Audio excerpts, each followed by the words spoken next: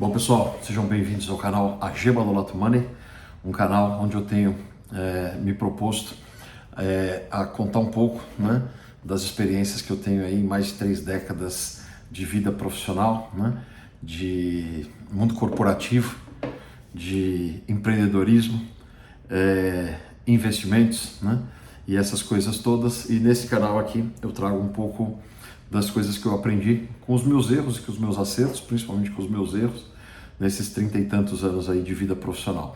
Não só os meus, mas das pessoas que estavam à minha volta, né?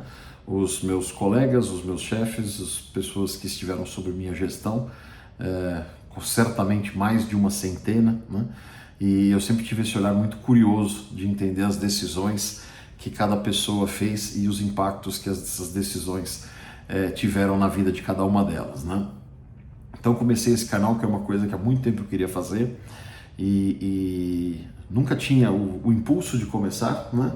Até que coisa de 2, 3 meses atrás eu falei, poxa, agora está na hora de eu dividir esse conhecimento que eu tenho com as pessoas, né? Coloquei o canal aqui a coisa de 2 meses atrás e os feedbacks têm sido super bons, têm sido super...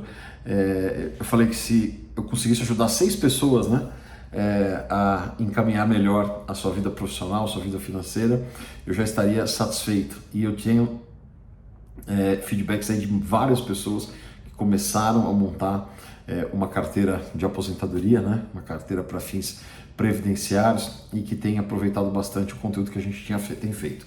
Esse canal, ao contrário do canal de carros, eu não tenho nenhuma expectativa dele, né, de visualizações, de crescimento, de número de inscritos. Também não tenho nenhum compromisso de periodicidade com os conteúdos, até porque eu acho que é importante as pessoas entenderem que para se construir uma carteira de aposentadoria, uma carteira previdenciária, leva muito tempo, né? São coisas que você não pode ter ansiedade e a persistência que vai fazer você ter os melhores resultados, né? Então, não adianta nada fazer uma enxurrada de material aqui, senão você não vai nem, as pessoas não vão nem absorver tudo isso, né? E elas têm que ir fazendo devagar, fazendo aos poucos, né? A metodologia que eu tenho falado aqui é uma coisa super antiga, super conhecida e que eu fiz só uma siglazinha para facilitar a memorização dela, né, que é o GSI. Basicamente, ela consiste em você ganhar, né, o seu dinheiro, você separar uma parte do seu dinheiro e você investir esse seu dinheiro, né, em ativos que vão te gerar um patrimônio maior, um fluxo de caixa futuro para a sua aposentadoria. Quando a gente fala de aposentadoria, não é parar de trabalhar, mas o que a gente chama de aposentadoria é você não precisar fazer nada que você não queira, né? Se você quiser continuar trabalhando com a mesma coisa, você continua trabalhando com a mesma coisa. Se você quiser ir pescar, você vai pescar. Se você quiser ir dar curso para pescador, sei lá o que você vai querer fazer da vida, mas você não ter a obrigatoriedade de estar todo dia no seu trabalho, conversando com o cliente, conversando com o chefe, conversando com o funcionário. É a liberdade de escolha, né? Então isso que a gente chama de aposentadoria. Fiz só esse preâmbulo para colocar todo mundo na mesma página, né? Mas o objetivo deste vídeo de hoje é a gente falar um pouco mais do G, né? O G é ganhar, né? O G de ganhar dinheiro. O americano usa um verbo bem interessante para isso, né? Que é make money, fazer dinheiro, né? E aí não estou incentivando ninguém a comprar uma impressora e ser um falsificador, mas eu acho que é um verbo que reflete melhor, né? Do que ganhar. Ganhar parece que é uma coisa que você ganhou, né? Você ganha um presente do Silvio Santos na Porta da Esperança, né? Fazer você fez, parece que tem o seu esforço lá naquele negócio, né? Então o americano diz que faz dinheiro, estou fazendo $1.000 por semana, estou fazendo $5.000 por mês. A gente usa o verbo ganhar aqui em português, né? E como é que a gente ganha mais, né?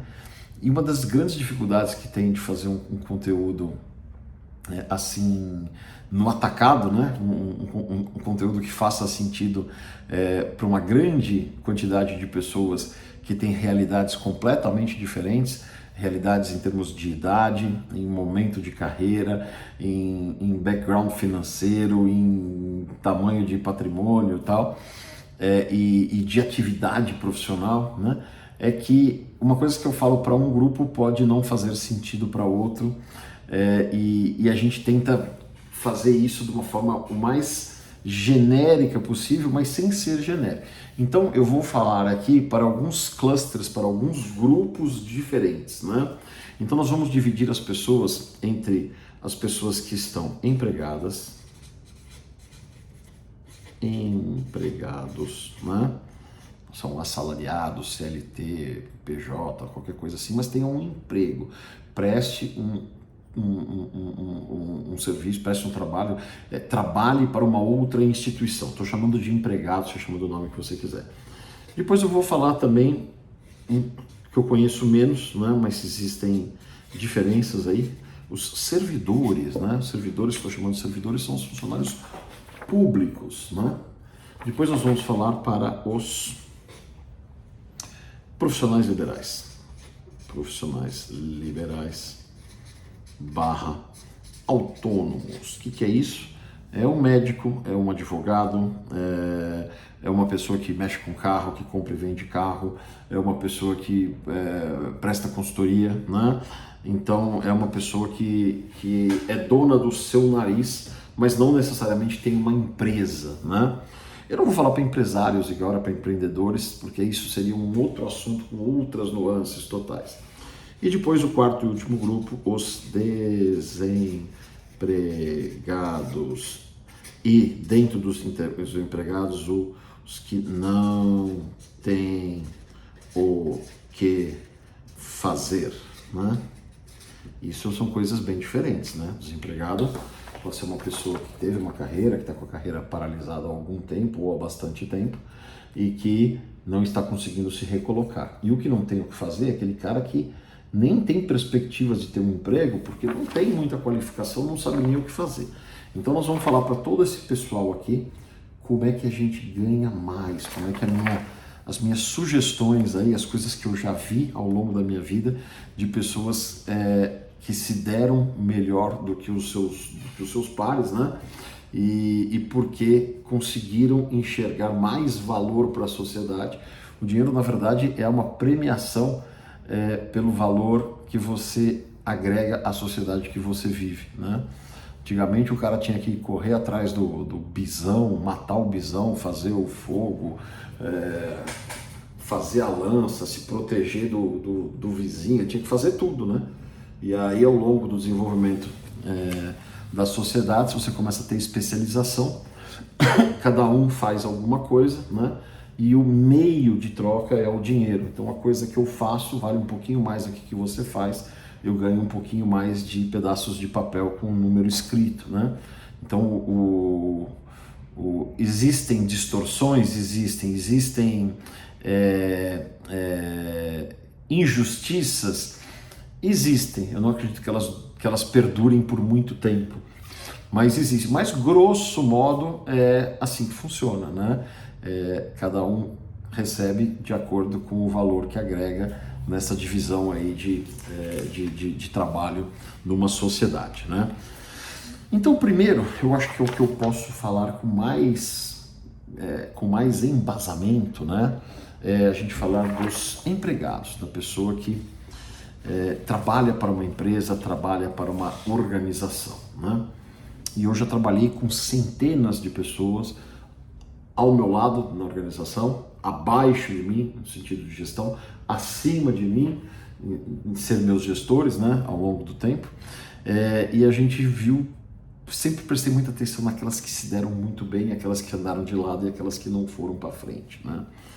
Então acho que a primeira coisa que a gente tem que fazer quando você trabalha por uma empresa, trabalha por uma organização, é você ter a empatia de se colocar no lugar do seu empregador, né? Aqui no Brasil criou-se nas últimas décadas aí, aquela imagem que o empresário é sempre o malvado, é sempre o ruim, é aquele que pega a noiva do funcionário um dia antes do casamento, só por você quer, é aquele que faz as falcatruas, né? Então, nas novelas, né, da televisão, o empresário normalmente é o Marconi Ferraço, é os caras do mal, né? E isso é um estereótipo totalmente errado. Existe isso? Claro que existe, como existe em tudo, mas de longe, longe, longe de ser a realidade, né? A gente fala que o brasileiro gosta muito de emprego e detesta o empregador. Isso é uma coisa que se enfiou na cabeça da nossa sociedade e que é uma coisa que não leva a lugar nenhum, tá? A única pessoa que ganha com isso é o autor da novela e quem está fazendo a novela, que vai ter mais audiência, porque é legal falar que o empresário é do mal, né? E mais nada. Então, a primeira coisa é o seguinte: por um instante, tira esses preconceitos, tira essas coisas da sua cabeça e se coloque no lugar do seu empregador, né? Ele está te pagando um salário, tem encargos absurdos em cima do salário, ele está tomando um liability trabalhista, ele pode tomar uma ação trabalhista, e a Justiça do Trabalho no Brasil evoluiu muito, né? Mas já foi muito injusta, né? Hoje as coisas melhoraram demais em relação ao que já foi, né? Ainda tem excessos, mas eu acho que teve uma grande evolução. Mas se coloque no lugar do seu empregador, o cara que garante o seu emprego e tal, e pense por um instante. E aí não estou falando para o bem dele, não. Estou falando para o seu bem. Faça isso para o seu bem. Se coloque por um instante, um exercício, tá? No lugar dele e pense assim: como é que eu agrego mais valor para o meu empregador? Como é que eu efetivamente faço esse cara ganhar mais dinheiro, estar melhor posicionado no mercado que ele está? Como é que eu realmente vou conseguir ajudar ele? Como é que realmente eu vou tirar pepinos da frente dele para que o salário e os encargos que ele me pague esteja valendo cada vez mais a pena para ele, né? Ah, você está querendo defender? Não, estou falando para você mesmo. Por quê? Porque inexoravelmente fazendo isso, você vai ganhar mais. Pode ser que não seja no primeiro mês, pode ser que não seja no segundo mês, pode ser que não seja no terceiro mês, pode ser que não seja nem nessa empresa que você está. Porque de repente você pegou um daqueles caras as pessoas que frequentam o mesmo ambiente, os clientes vão ver quanto você agrega de valor dentro da organização, o seu par, que hoje é seu par, amanhã ele foi demitido, arrumou uma proposta melhor, foi trabalhar em outro lugar. Nesse outro lugar que ele está, alguém pediu uma indicação de uma pessoa na sua função, e aí você recebe um convite para ir para outra empresa, mas você já está empregado, para tomar o risco você precisa ganhar mais. E aí você vai conseguindo ganhar cada vez mais. Então, tire da cabeça esse negócio, que é só um emprego, que não muda nada, que se eu fizer 5, 6 ou 7 dá na mesma porque eu não tenho remuneração variável e tal. Tira tudo isso da sua cabeça e ponha por um instante: como é que eu agrego mais valor para esse cara que me paga o salário, né? De novo, sendo repetitivo, sem querer ser, mas já sendo porque é importante, faça isso não pensando nele, que é o imediato beneficiário dessa mudança de atitude sua, mas em você, porque no médio e longo prazo, quem vai ganhar mesmo é você, dentro dessa organização, fora da organização, ou numa organização que um dia você possa vir a montar. Segunda coisa para quem é empregado, tá? Aprenda tudo, absolutamente tudo do trabalho que você faz, né? Às vezes tem gente que está numa função, ela faz lá, ela chega de manhã, ela faz a sua função, não sei o quê, passa 1 mês, 2 meses, 6 meses, 1 ano, não faz ideia o que o amigo do lado faz, né? Tenta entender o seu departamento inteiro, tenta entender a sua empresa inteira, o que ela faz. Por quê? Porque você vai poder ver oportunidades de crescimento dentro da sua organização, você vai entender melhor o todo, entendendo melhor o todo, você vai compreender melhor a importância do que você faz ou a pouca relevância do que você faz, e aí você toma uma cutucada para começar a procurar coisas nos departamentos ao lado do seu, né? E você vai se qualificando cada vez mais para crescer dentro da organização ou fora dela. Cara, você já está vendendo o seu bem mais precioso, que é o seu tempo. Qualquer coisa que te tirarem, você pode ter de volta. Se tomarem a sua casa, se tomarem o seu carro, se tomarem todo o dinheiro da sua poupança, você recupera, mas o seu tempo você não recupera nunca mais, né? E você está vendendo o seu bem mais precioso das 9 às 6 da manhã, ou das 8 às 5, das 8 às 6, sei lá qual horário que você faz, para estar naquela empresa. Já que você está lá, usufrua ao máximo desse momento que você está cedendo esse tempo para a empresa que você trabalha, para aprender tudo, seja uma esponja de conhecimento. A hora que você saiu de lá, aí você pensa em outra coisa, aí não sei o que e tal. Eu já trabalhei em organização que eu via claramente, né? Fazer o horário das 9 às 6, né? O pessoal chegava às 9 da manhã, sentava, dava aquela espreguiçada, ligava o computador, numa época que não tinha smartphone, já respondia rapidinho um primeiro e-mail para mostrar que já estava lá, normalmente com um e-mail que o chefe estava copiado, né? O cara chegou na hora, tal. Aquelas mensagens subliminares que você vai dando, né? Aí o cara começa a falar do Corinthians, começa a falar do BBB, começa a falar disso, começa a falar daquilo. Aí ele vai tomar um café, né? Aí ele levanta, já botou a mesa dele e tal, não sei o que, levanta. Os mais espertinhos pegam um pedaço de papel e saem andando pelo escritório sempre com um pedaço de papel na mão, né? É aquela dramaturgia do trabalho para fazer de conta que você está fazendo alguma coisa. Normalmente anda com cara de apressado, mas não está fazendo nada. Está indo pro café e voltando, parando na mesa da menininha lá para falar uma gracinha, jogando um verde lá para ver se vira alguma coisa, não sei o que, tal. Volta para sua mesa, 10 e pouco, entra, dá uma trabalhadinha. Porra, meu, onde é que nós vamos almoçar hoje? Será que dá para ir no shopping? Será que não sei o quê? Dá aquela cozinhada até umas 11h45. Putz, vamos logo para pegar lugar que o shopping tá enchendo e tal. Sai para almoçar.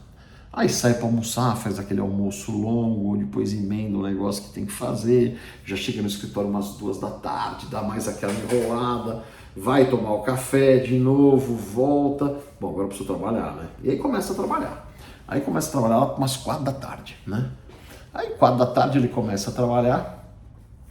Quando dá umas 5h30, tem aquele pessoal que vem de fretado que já começa a ir embora ali, meu, esses caras aí, ó, do fretado, ó, 5h30 já estão vazando, meu, esses caras parecem que não querem nada com nada, tal.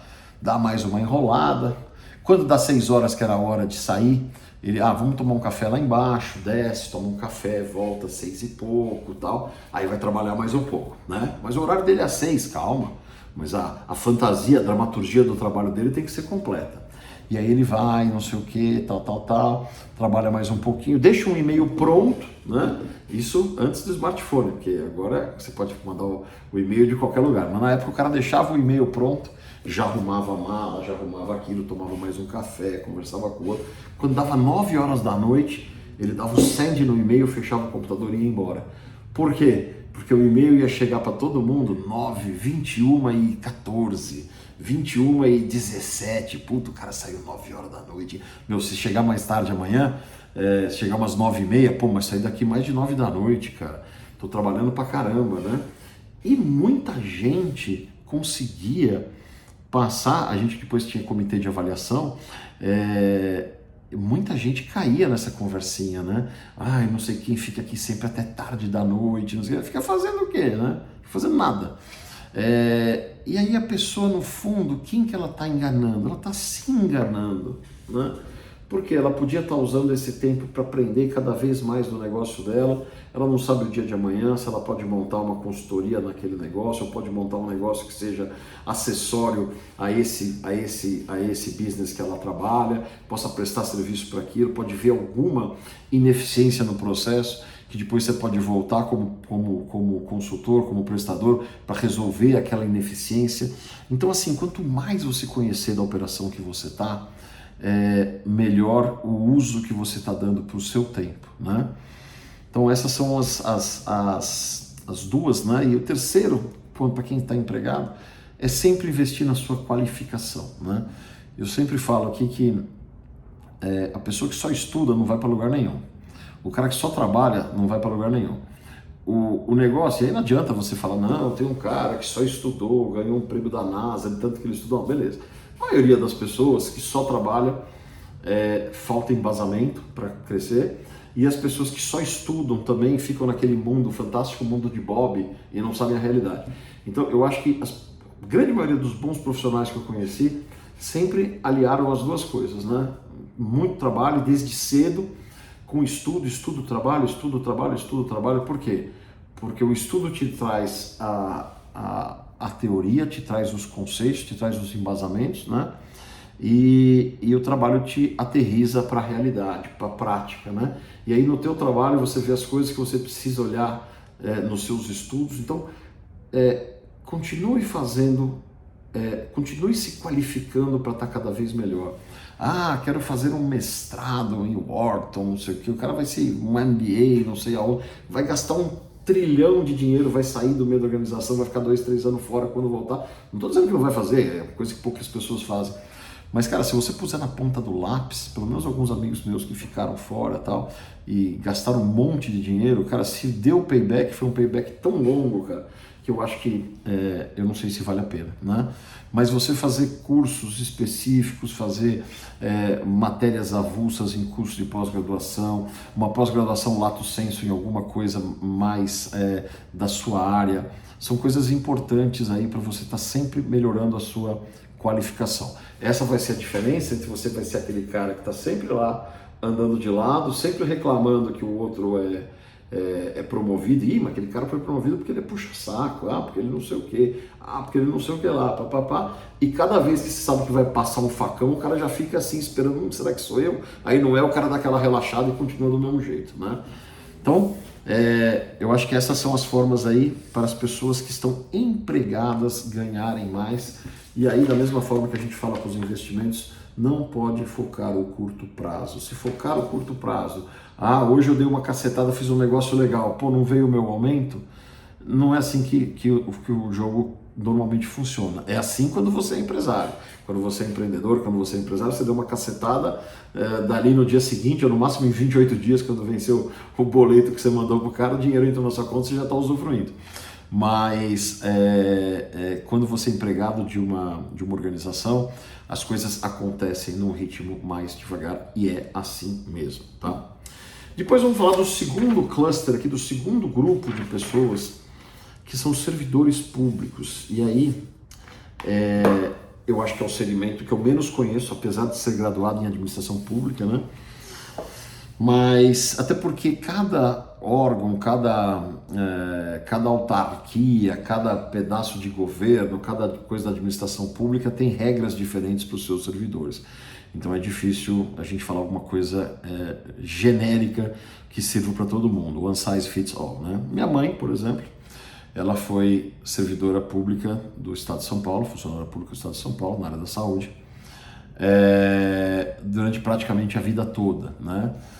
E o que eu conheci desta realidade, e eu sei que é parecida em outras realidades do funcionalismo público, e diferente de outras também, é que você tem muitos concursos internos, né? Cada vez que aparece uma posição melhor, você tem o concurso interno, e nesse concurso interno você apresenta os seus trabalhos publicados, as coisas que você fez, e isso, não sei o que, tal, você monta aquele dossiê. Às vezes tem política, se o cara tem um outro que gosta mais, e o avaliador, mas assim, o cara nunca consegue fazer grandes aberrações, né? O cara pode ser prejudicado politicamente em situações mais ou menos parecidas, né? Mas uma coisa muito diferente um do outro, o cara que for favorecer alguém está se expondo, e amanhã pode ele ser tirado por fora, mesmo no serviço público, que é muito mais difícil do que no setor privado, né? Então, tudo que eu falei dos empregados do setor privado, em alguma maneira, de alguma proporção, serve também para os servidores públicos, mas aí você precisa entender a regra do jogo, né? Do lugar onde você trabalha, da autarquia que você trabalha, o que pesa para as eventuais promoções, para os eventuais concursos internos, né? Um grande risco que o servidor público tem é o risco da estagnação. Por quê? Muitos, né, órgãos da administração pública e muitas atividades, você não tem muito teto de crescimento, você não tem muito espaço de crescimento. E aí a pessoa vai andar de lado durante muito tempo, né? E não quer, por conta da estabilidade, né? A estabilidade, que é uma coisa que as pessoas que estão no serviço público valorizam, acaba em algum momento podendo ser uma algema de ouro, né? E talvez nem uma algema de ouro, mas uma algema de latão levemente banhada a ouro, né? O cara tá preso, mas está bem preso, tá ganhando o seu salário, tem os seus benefícios, depois vai ter uma aposentadoria integral ou parcial, mas sobre uma base de cálculo do salário todo e não como do INSS. Então tem que tomar muito cuidado para não ficar estagnado numa posição mediana, né? E é muito mais difícil tomar o risco quando você tem mais a perder, né? Por isso que não pode também deixar de olhar as oportunidades que você tem fora daquilo e principalmente as possibilidades que você tem de fazer pequenos negócios que não tenham conflito de interesse, que não estejam ligados aí à sua ocupação, que não vai te trazer nenhum conflito de interesse, nenhum risco aí da manutenção do seu cargo, tá? Depois a gente vai falar de profissionais liberais e autônomos. Aí estou falando de advogados, estou falando de médicos que... Médico pode ser tudo, né? Pode ser o empregado de um hospital, pode ser um servidor público, mas pode ser um profissional liberal que tenha um consultório onde vai receber as pessoas, né? E essas pessoas que são profissionais liberais que lidam direto com o público, como advogado que atende pessoas físicas, como médico, psicólogo, fisioterapeuta, eles precisam estar conectados nas redes sociais. Não é ser blogueirinha, não é fazer dancinha, não, mas é produzir um conteúdo de qualidade para trazer mais gente, né? Para trazer mais gente, para poder ser visto como um cara, como um profissional mais gabaritado e poder cobrar mais. Eu tenho vários exemplos aqui que eu não posso citar, até porque as pessoas não iam gostar, mas de profissionais que fazem um uso extremamente bem feito das redes sociais, alguns que não fazem nenhum e aí estão boiando, uns que fazem um uso ruim e uns que fazem um uso péssimo. O que é o uso péssimo? É quando o cara faz demais, né? E aí vira caricato, aí parece uma coisa que você está vendendo. Por exemplo, o médico, ele não pode fazer propaganda dele, ele tem que passar um conteúdo das novidades, do que está sendo feito, dos cases, disso, daquilo, que ele vai se colocar aí como um profissional diferenciado e mais gente vai querer ir atrás das consultas dele. Como o médico tem uma limitação, né, de horários ao longo de uma semana, a partir do momento que ele começa a ter muita procura, ele pode aumentar o preço da consulta e aí, naturalmente, ele vai estar ganhando mais. Advogado, a mesma coisa, né? A legislação brasileira, ao contrário da americana, não permite que você faça propaganda de advogados, né? Nos Estados Unidos você vai lá, né? Tá aquele cara, você caiu no chão, você vai ficar rico, ligue para o advogado João, que ele vai te fazer ganhar 1 milhão, né? Outdoor em tudo quanto é lugar, tal, né? Você teve câncer entre 1986 e 1991 e durante esse período você usou o amaciante fofinho. Entre em contato com a gente que você vai ganhar uma indenização gigantesca porque nós provamos que isso, que aquilo. Isso existe nos Estados Unidos, mas não existe aqui. Então o advogado aqui também, ele precisa fazer conteúdo e não propaganda, né? Então se o cara faz bem feito, é uma máquina muito poderosa. Criar uma audiência em torno do negócio dele, né? Eu faço um uso das redes sociais que ele é meio sem pé nem cabeça, né? Porque no meu canal de automóveis, eu não tenho nenhum produto para vender, né? Badola, mas você já fez visita no sítio? Fiz meia dúzia na vida. Você tem um livro que eu fiz há 10 anos atrás, estou vendendo um encalhe dele. Eu não compro e vendo carros. Badola, outro dia você vendeu um, vendi e fiz uma troca, entrou um, saiu outro, aquele negócio. Eu não tenho um business em volta de carro. Então eu não posso aproveitar essa audiência que eu criei para fomentar um negócio de carro. Isso é um hobby meu, né?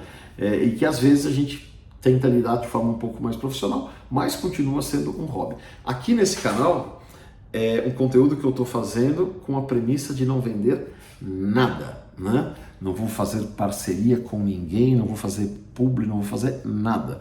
Aqui o objetivo é de ajudar algumas pessoas, e eu sei que não são todas, com o meu aprendizado aí de 30 anos de mercado, mais de 30 anos, né? Comecei com 30 e tantos anos aí de vida profissional, 20 e tantos anos de mercado financeiro, de investimentos e tal, ajudar as pessoas, mas eu não vou vender nada, eu não vou indicar escritório de agente autônomo, não vou indicar corretora, não vou indicar nada. Quando eu falo um nome é porque eu uso e não estão me dando nada por conta disso, tá?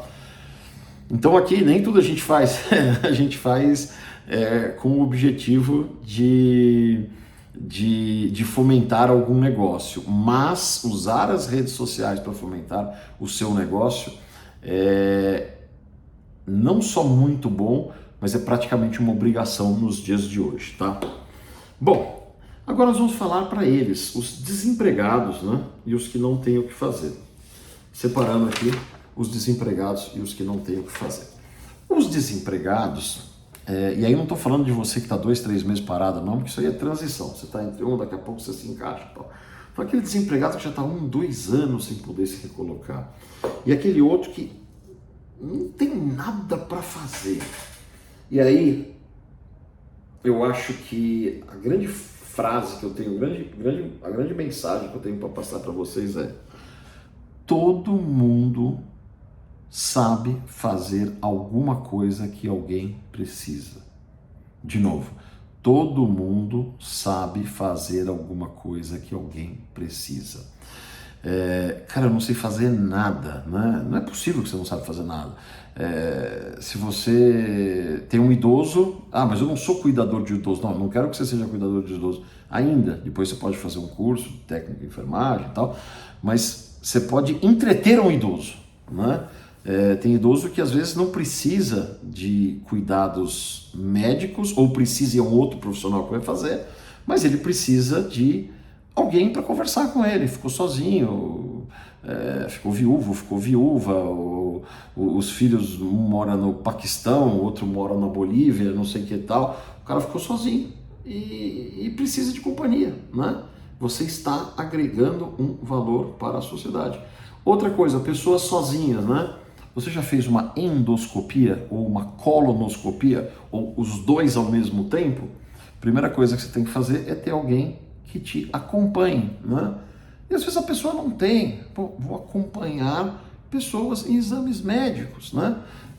Não é possível que você não saiba fazer isso, né? Se você dirigir um carro, melhor ainda que você leva o idoso na banca, nem tem mais banca de jornal, né? Leva a tomar um café no parque, ou a pessoa que você vai acompanhar, ou coisa, ela volta meio zoada da sedação da endoscopia.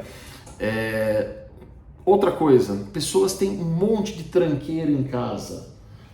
Queria vender isso no Mercado Livre, mas eu nem sei como é que faz conta no Mercado Livre, depois vem um negócio, eu tenho que responder, aí tem que imprimir um papel, aqui eu não tenho impressora em casa, tem que levar no correio, eu não tenho tempo para ficar no correio.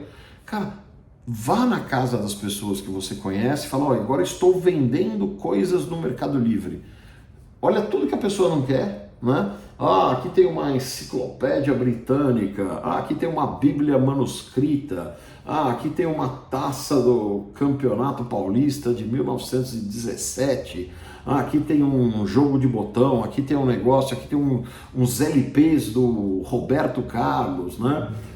Eu não sei o que fazer com isso. A pessoa, então tá bom, eu vou cadastrar para vender no Mercado Livre, falo Mercado Livre, mas Mercado Livre, LX, Enjoei, o que seja. e tudo que der eu vou dividir o valor com você. E dividir pode ser meio a meio, pode ser 60-40, 60, sei lá, né? Aí você cataloga as coisas, coloca o anúncio, que vender você vai lá, pega, ou então se a pessoa não quer que você fique incomodando, já leva para algum lugar na sua casa, põe para vender. Ah, eu gosto de carro, tem muita gente que está aqui, que veio aqui por conta do canal de carros, né? Eu vou te ajudar a comprar um carro. Eu entendo muito de carro, mas eu não tenho dinheiro para comprar carro. Então eu vou procurar. Eu vou ver aqui, ó, esse aqui é um HB20 sedã, né? Eu vou ir ver 20, 30 para você. Vou mandar propostas. Aquele carro que estiver muito zerado, eu mandar uma proposta, a pessoa pegar, a gente compra para você e você me remunera, portanto. Ou o contrário, eu quero vender um carro. Já vendeu o carro, é chato demais. As pessoas ligam, marcam, não vem, se vê no direito de desmarcar 3, 4 vezes, né? Então, assim, a frase é: todo mundo sabe fazer alguma coisa que alguém precisa, né? E aí, você volta a pôr um dinheiro para dentro de casa, você volta a tua autoestima, né? Você começa a ganhar dinheiro de novo, e aí a tua cabeça abre, você tira aquelas crenças limitantes de que eu não sirvo para nada, que eu não sei fazer nada, que eu não sei o que tal. Não, eu tô fazendo coisas legais. Aí você vai tentando. Poxa, aqui tá funcionando, aqui não tá. Agora eu vou fazer um curso disso daqui para fazer melhor o que eu tô fazendo. Ou tem uma coisa aqui, aí eu comecei a mexer com carro. Daqui a pouco eu moro na casa da minha avó, tem 2 vaguinhas lá. Poxa, eu posso pegar 2 carros aqui consignados, né? Desde que tenha a pessoa deixa segurado para não ter nenhum problema. Começo a montar um negócio disso, ou então eu tenho um barracãozinho, começo a trazer as tranqueiras que eu estou vendendo das pessoas.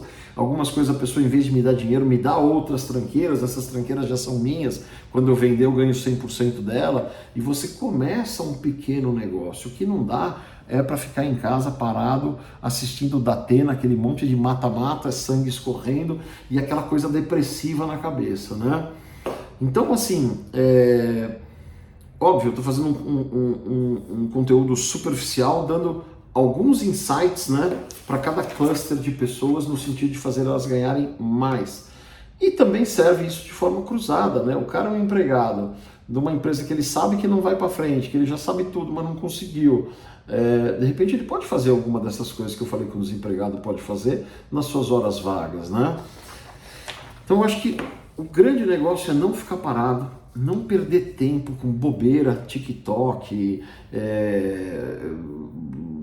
programa do Datena, nada contra o Datena, mas aquilo lá, Datena, Cidade Alerta, sei lá, o outro que morreu, ficar sem fazer nada, né? Você não tem o que fazer, faz 2 coisas, ou sai andando, que andando é bom também, sai andando, vai vendo o mundo andando, melhora a sua condição cardiorrespiratória, melhora tudo, ou fica pensando em que negócio você pode fazer, que serviço você pode prestar, que dor que alguém tenha que você pode ajudar a resolver, né? E aí certamente você vai melhorar o seu G. Melhorando o seu G, automaticamente você vai melhorar o seu S e automaticamente você vai melhorar o seu I.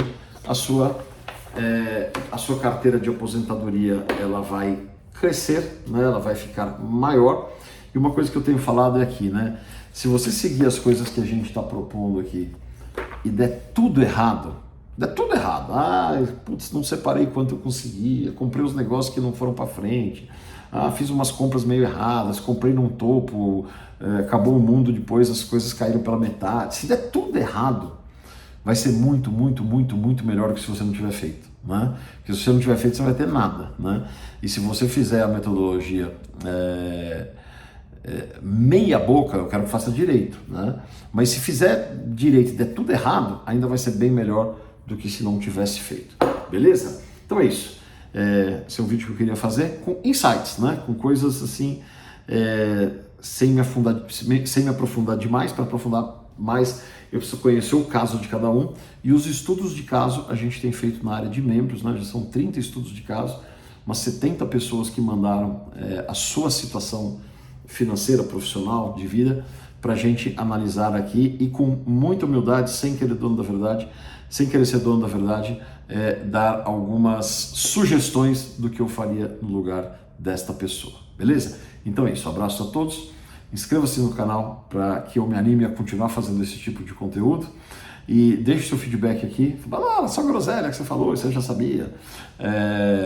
Que legal, né? Deixe seu feedback para a gente aprender. Eu ainda estou tateando esse canal, eu estou aprendendo, né? Hoje estou num lugar diferente, estou aqui no meu escritório. E é isso. Tchau.